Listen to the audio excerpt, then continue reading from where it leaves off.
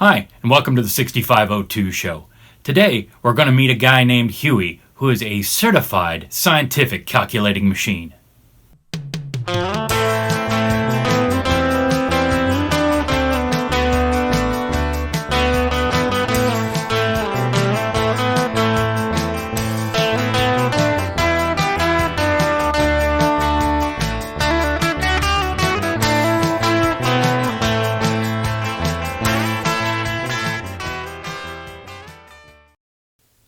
So the other day, I'm at Hans Otten's website, Retro Computing, and I'm browsing through the 6502 pages and looking for some stuff. Just browsing. Who knows what might catch my interest. Great place to visit, by the way. You can while away the hours. Well, anyway, I came upon this. This is a page out of the December 1977 Kilobaud magazine. And the weird name of this program, Huey, caught my eye. And I thought, what is that? And it's a super calculator program? All right, well, let's check this thing out. So I start reading through the article. Wow, it sounds great right off the bat. Only takes up 2.5K of memory, full scientific floating point functions, logs, everything you'd want to do without having to load 9K of Microsoft Basic. And then I got to, oh no. The basic program occupies addresses 1000 through 19FF, but you're even going to want to reserve a little more. And it's like, bad news for a Kim1 or PAL1 owner because that's bumping right through the ROM. Well, that won't work. But then, well, just relocate it. Piece of cake, right? So I scroll through the thing and I get to a section called Inner Workings. So that's good. I'm getting close. Memory registers. And then right here, he talks about relocation. Because the nature of the method of assembly of this program, that is completely by hand, anyone wishing to reassemble to another memory location should work in whole pages, since some portions must stay in the same relative position on the page. Reassembly to start at address 4000, say, is relatively easy, but reassembly at 4080 would be quite a chore. I mean, how hard could it be, right? A complete hex dump was included in the original article, so all I'd have to do would be to disassemble it and then relocate it, right? Maybe? But rather than type all this in by hand and make many mistakes, I'm sure, I also thought for sure someone else has done this. Someone else has either scanned this, OCR'd it, and it's got to be somewhere on the big wide web. So I went hunting, and I found it at Charles Bond's website. He had completely gone through, and not only did he disassemble it, he recreated all the comments, recommenting himself on everything. He figured out how this thing works down to the byte. It is amazing. It's a genius work. I suggest you get it and study it. But as for me, as I'm looking through it, I'm thinking, this can't be too tough, right? Well, it was a little tougher than I thought once I actually started digging into it. The more I got to looking at this code, the more I thought, this is really going to be a pain in the neck. Or somewhere else.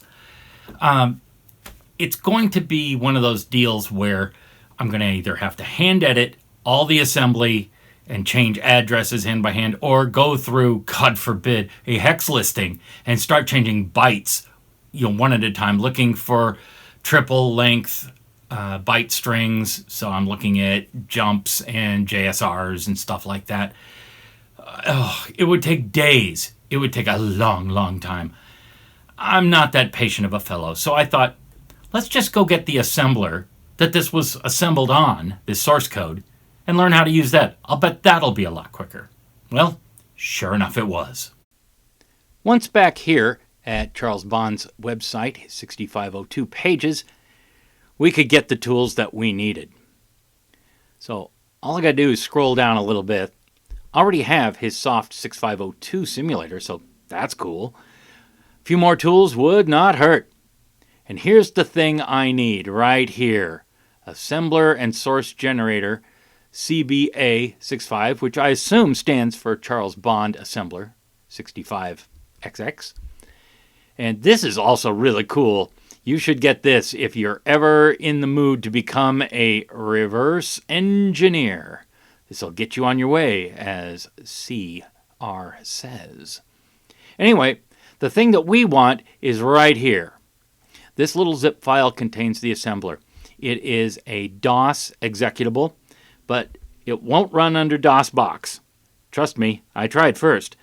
What you need is to run it actually inside of, say, XP and better. So if you've got a Windows 7, 8 machine lying around 10, it'll run just fine. We'll go through that in just a second. I'll show you what I did. But get this file right here. And here it comes. Boom, downloaded. Whee! And there's our archive. While the patch I'd made earlier is going to be just fine, and we can use that later, there's still a few values here in the source code that we're going to have to change. And all we're going to do is change the origin addresses within this source code. Let's get the first one. We'll hunt for the word org. There's only 3 of them. First one is here. Just going to change that simply to a 2. Find the next one. Change that to a 2. And this is the beginning of our microcoded subroutine jump table. And the next one will be right there. Again, we're just going to bump everything up from page 1.8 to page 2.8. And ain't no more. 2000 2200 2800. Awesome. Okay, we're ready to use the CBA, the Charles Bond Assembler for 65XX processors. And what we need to do is paste in our code. And note the extension. It is right there. We're going to call this Huey 2 because it's going to be loaded at 2000. And the extension is CBA. That will be required. I have Wine installed on my Linux system, so all I have to do to run a DOS executable, and it is a DOS program, but it will not run in DOSBox, be aware of that, is to double-click it. Wine should start taking over. And I get a run program from my GUI front end that I have. The only argument that CBA wants is the file name that it's going to operate on, and any includes that you might use. There are instructions for the program available. Go ahead, read it, use it, do it. But for today, what we're going to do is just simply enter the name of our source file, Huey 2. And that will be our only argument that we're going to pass as we run this. Click OK. And my GUI comes up. And look at all the files that got generated. We've got a couple of hex files. We've got a log file. We have a fairly good-sized listing source file. And here's all of our references. I mean, this thing really is complete. In a way, it reminds me of something you might have gotten on, say, a PDP-11 run.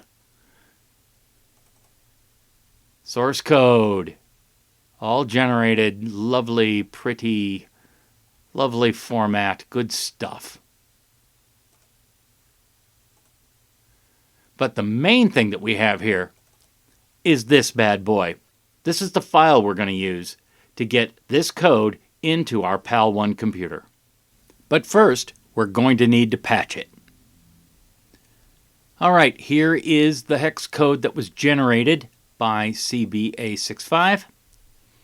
Let's pop over here, take a look at our patch. And the hex code is right here. There are easier ways to do this. I can detach the windows and whatnot, but I would like you to see what I'm doing here. So I've got a huge font, and we'll just jump back and forth between windows really quickly as we patch this stuff up. The first line of code I'm going to get here, this from hex, is at 2006. Copy that. I'll pop back over here. Right there, there's a 0, 1, 2, 3, 4, 5, 6. All right, so we'll drop those in. Pop back over, grab the next 6 bytes, pop back. 1, 2, 3, 4, 5, 6 bytes.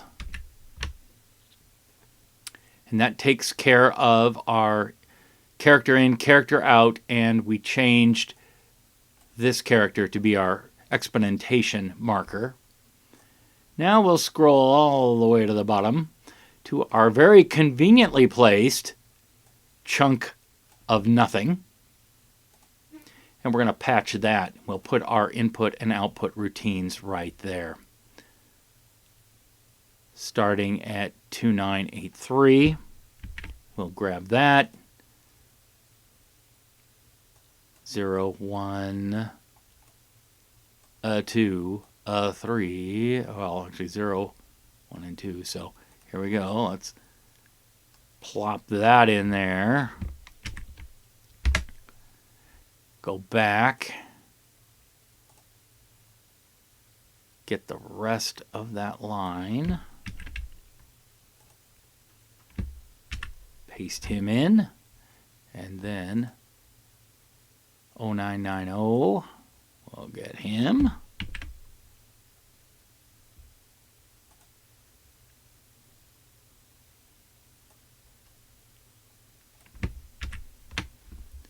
And finally, the end of our patch.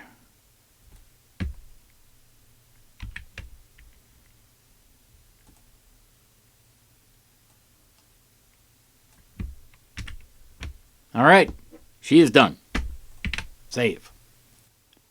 Now, one thing you might notice here is that I have an address and then a string of 16 bytes. And that's swell. That's awesome. But how am I going to get that into my PAL1? Well, I'll tell you how I'm going to do it. We're going to use a spreadsheet, believe it or not. Okay, the way to do this is to use a spreadsheet program, and I have LibreOffice installed. I'm going to pull up the calculator, which is the spreadsheet program. It's essentially a spreadsheet program. No names mentioned here. But I bet it looks pretty familiar. Let's load in our file. I'm going to open our Huey patched stuff. Let's see. I believe it was patched Rachar. And we're going to separate things by spaces because, as you'll recall, in the printout, the address was printed, then a space. There was no colon, there was no semicolon or hyphen, no nothing, just space. So space is the place in this case. All right, so we've got a mishmash of stuff. And believe it or not, some old favorites still work the way you think they would. We'll select all, and then I'm going to hit Control-1. This goes back to, I don't know, the late 80s, maybe, for a certain spreadsheet. But you hit Control-1, and you get all your formatting cells commands. And I would like to format these to 2 leading zeros. I would like my alignment to be left. And I'm going to click OK. And hey, look at that. Nice, uniform, lovely code. But, however, I don't want this column. Not interested. Let's just get rid of it. Let's see. Sheet. delete columns. I would like to delete that column. Boom. It gone. All right. I'm done. Let's save this thing. And we're going to save it as Huey. Let's see. Huey test dot text. Oh, wait.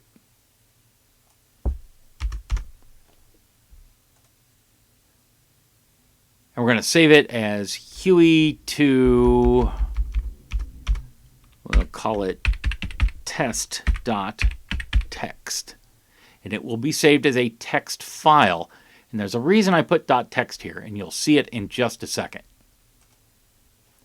Yeah, save it. Fine. Groovy. All right, and we're done with this. The first thing we want to do is change the file name here from the LibreOffice Calc file identifier to just simply text. And that's done. And now we're going to open that. Oops. Sorry about that. Now you can see it. And here we are. Just raw hex. No addresses, no nothing. We'll have to tell it, when we get to this point here, what we're going to do, where this hex is going to go. For now, I'm going to copy all of it. And I'm going to head over to MASS-WERK. This is a brilliant, brilliant website run by one of the big Commodore guys in the scene. You want to come to MASS-WERK if you have to assemble stuff, if you have to disassemble, if you want to do it for the pet, for a Commodore 64, if you have BBC microcode. There's special stuff right here that will help you get that done. It's a wonderful site. This is my online assembler and disassembler of choice. I cannot recommend it highly enough. Well, what we're going to do is all that code that we just copied, we're going to paste that right in there and say, I would like that to start at 2000, please. And all of my code automatically got reformatted, because I have a reformat input, into what is, for all intents and purposes, Apple II hex code. You've got an address and a colon, and then you've got bytes. And the Wasmon loves that. That's what it wants, and that's what we're going to give it. All right, with our Apple hex saved, let's go and load it. I have, help if I selected the right window. I have EWAS Lite already loaded. Uppercase is helpful. Let's make sure that our parameters are okay. All right, 10 microseconds on the character, 150 on the line. That's really good for this program. All right, let's go get it. Huey2.AHEX. Stand by.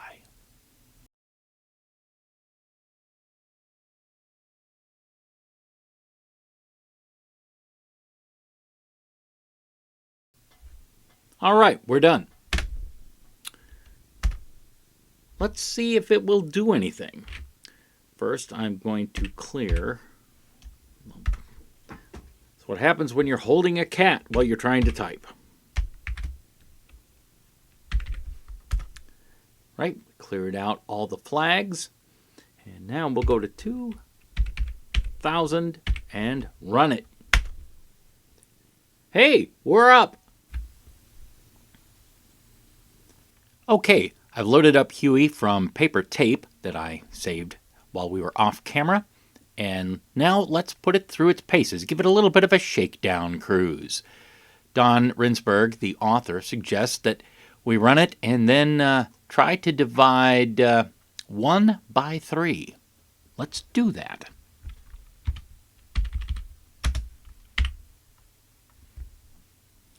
So I'll enter a 1 and push positive number. That looks good. Now I'll enter a 3, and that's also a positive number. And he suggests in the text that you see to the left that we take a look at the stack by pressing the command K. And we can see from the bottom, this is the X register right here. This is Y. This is Z. And this is T. So everything looks right. And all we have to do then is hit the divide key, the slash, and we should have a result. And sure enough, we do. And it is exactly as the text says it should be. This is 1/3 because we're here at -1 for our exponent.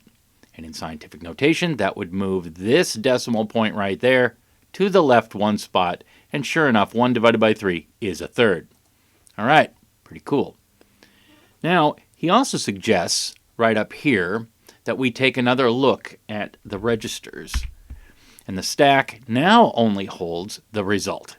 So stuff gets wiped out as you do calculations. Another thing Don suggests is doing a simple calculation involving a circle. He supposes that we have the area of a circle and we want to know the radius.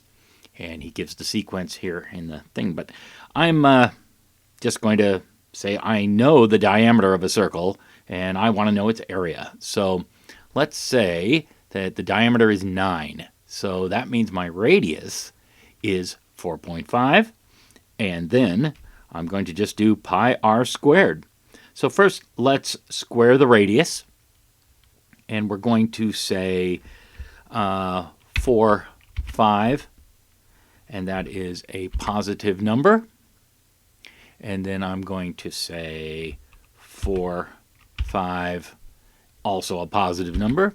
I'm going to multiply them to get my square, which is now, as you can see in the scientific notation, 20.25.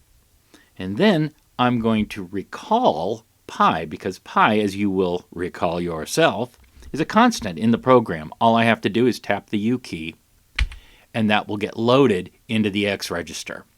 Now I multiply those together, and I've got my answer for area. It's 63.617251, which is very good. That's the area of the circle.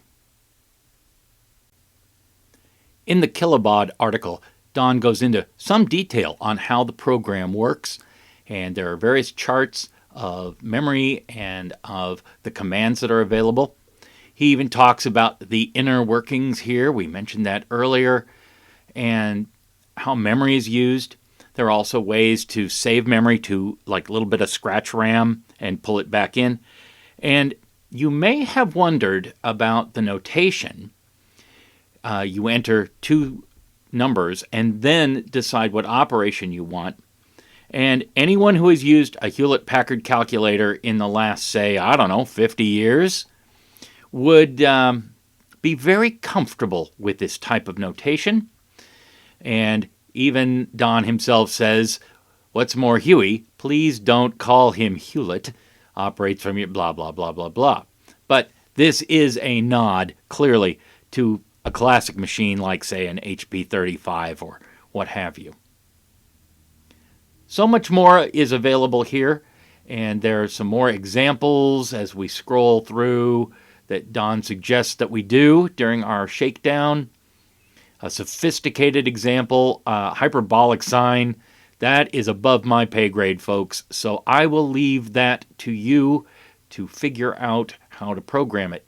Speaking of programming, Don talks about how you can build your own calculations that are simply a single key.